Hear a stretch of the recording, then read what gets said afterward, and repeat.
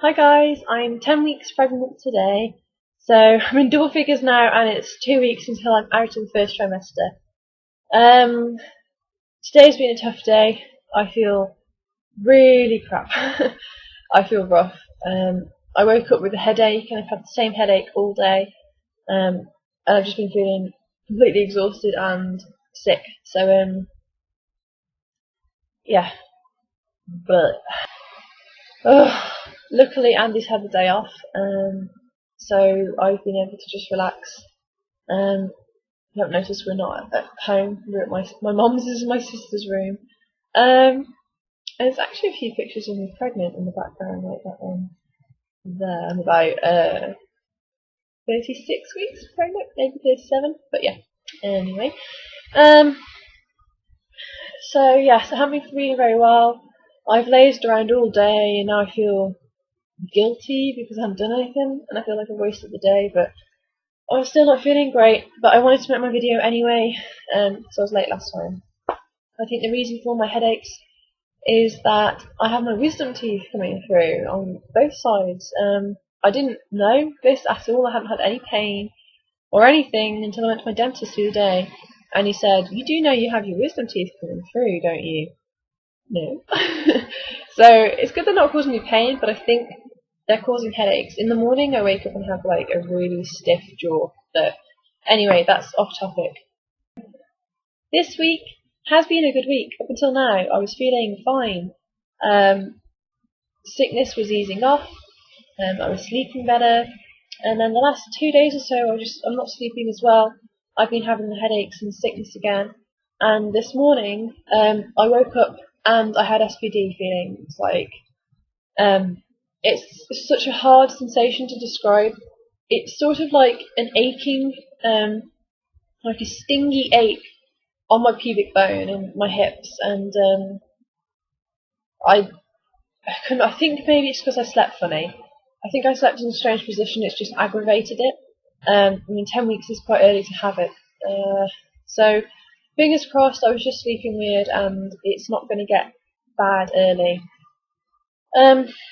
I was kind of hoping I wouldn't have it at all, but I know how unlikely that is. But to have it from 10 weeks would be really, really difficult.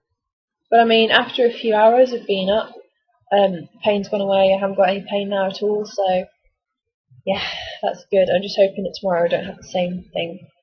My boobs are still sore. They're getting more and more sore. They feel really, really bruised now, and nursing Izzy is actually becoming quite uncomfortable. I'm still sort of debating whether I should wean her off the breast completely, or a little bit, or not at all. I don't know what to do. I feel really, really torn and confused about it all. Um, I mean, Andy would prefer me to wean before his baby comes, just because I think he wants it to be easier on me. He knew, obviously, he was there with Izzy when Izzy was born, and I had a really difficult time feeding Izzy. The first few weeks were awful, and I think he sort of assumes this time is going to be the same. But I don't think it will be. I mean, I'm going to know what I'm doing this time, and fingers crossed, I'm going to have a completely natural birth. So my body will know what I'm doing, and this baby will be ready to be born and know what it's doing. When Izzy was born, it was a planned C-section at 39 weeks, and she was just ripped out of there. She didn't want to be born. I didn't want to have my baby yet, and our bodies were just not working. My milk took ages to come in. She wouldn't latch. She had no reflexes whatsoever. It was not fun. But I'm getting off topic again. So yes, I'm not sure whether to wean. So that's something I'm thinking about this week. I've started to go to the loo a lot more frequently over the last few days. I didn't really notice that I was weaning anymore before this week, and it seems to have really kicked in now, and I'm going to the loo like a lot. So that's one of those annoying things that I've forgotten about pregnancy, that it's wherever you go, you have to know where the toilets are because you're just definitely going to need a wee. My hair is growing really quickly. I've had to trim my own fringe like a few times now, and it's just so long. My roots are getting horrific. Yeah, it's growing really quickly, and I'll shave my legs, and then they're there like the next day. So I don't know why I'm bothering, but my hair is growing really, really fast, but that happened with Izzy as well. I'm sort of starting to get inklings that maybe this baby's a boy. I was listening to the heartbeat yesterday, and I don't know, I just got this really weird sort of feeling that it was a boy.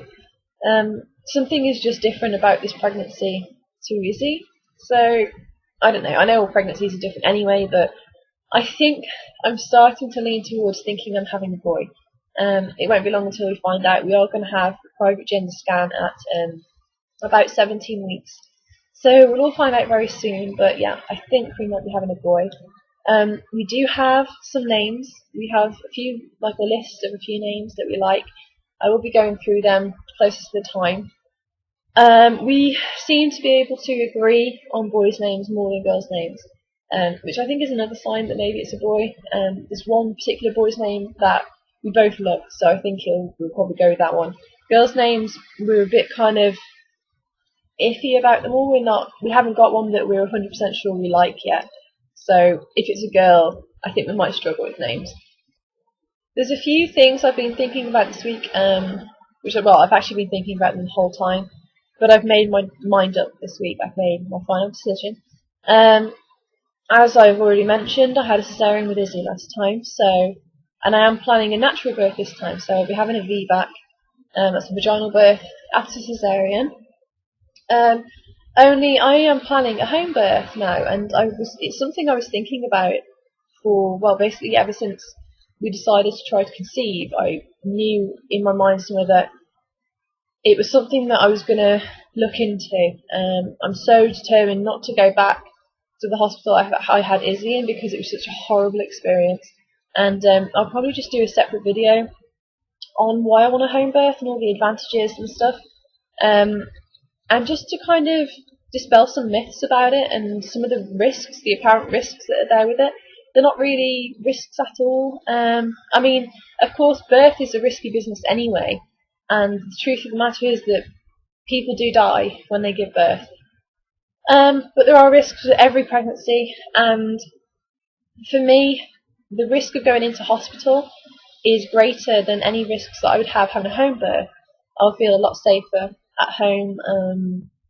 If I go to hospital, I'll be scared, I'll have adrenaline pumping, and I won't want to be there. I won't feel safe, and that's really not a good combination for giving birth.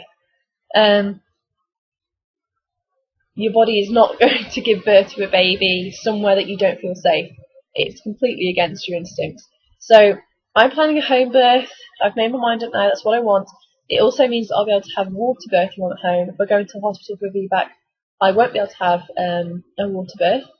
I will also be constantly monitored and poked and prodded and have a cannula in, and it won't be fun. It's everything I don't want. So home birth for me, I know that I'm going to come up against people that don't want me to have one, that think I'm stupid for having one, or I'm selfish, or I don't know the risks, but I really do. I've taken a long time. I've taken more than 10 weeks. I've taken months thinking about this and researching this, and I just know it's what I want, and I'm so excited now I've made up my mind to do it. I'm so excited to just have my home birth and do my hypnobirthing and have a really lovely, natural, relaxed, calm birthing experience. And I'm hoping that in turn that will make everything else to do with this baby a lot easier than it was with Izzy. I'll be able to bond quicker, easier.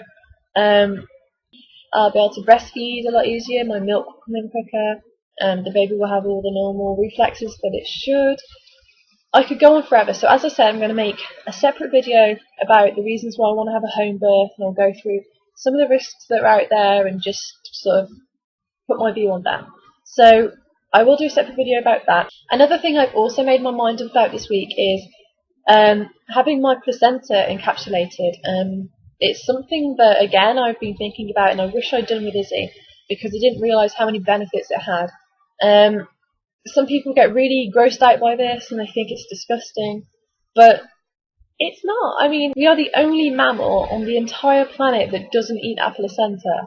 I mean, it makes sense. It's what nature intended us to do, so it must have some kind of real benefit to it. So I'm definitely going to have that done. You can either do it yourself or pay someone to do it for you. Not really sure which one I'm going to do yet. So I'm going to do that. It has loads of benefits. It reduces the risk of postnatal depression. It helps with your milk supply, the milk quality.